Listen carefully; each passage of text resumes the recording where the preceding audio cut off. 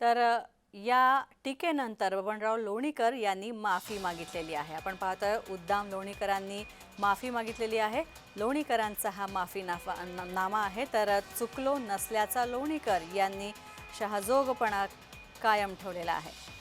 तसंच आपल्या वक्तव्याबद्दल त्यांनी माफी तर मागितली, मात्र मी काही चुकीचं बोललो नाही असं लोणीकर यांनी म्हटलंय। माननीय मुख्यमंत्री काय बोलले मी आता काही बघितलेलं नाहीये आणि त्यांनी समज दिली तर काय, राज्याचे मुख्यमंत्री आहेत आणि ते समज देतात आम्हाला सगळ्यांनाच। आता माझं काही चुकलेलं नाहीये, चुकलेलं असताना समज दिली असेल तर मी त्याच्यात बदल करेल।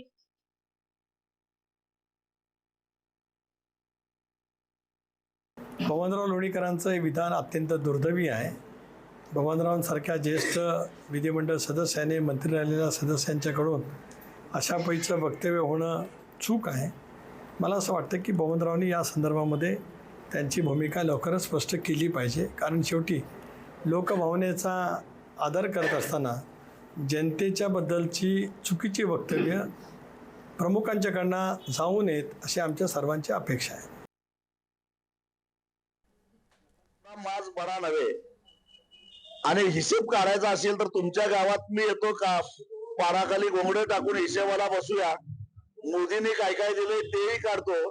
तुमच्या मोदीनं 400 रुपयाला मिळणारा DAP 2000 पर्यंत नेऊन ठेवला।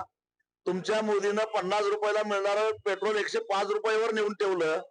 तुमच्या मोदीनं अजून काय काय आमचं काढून घेतलं याचा आमच्याकडे सुद्धा हिशेब आहे, तो सगळा सांगावा लागेल।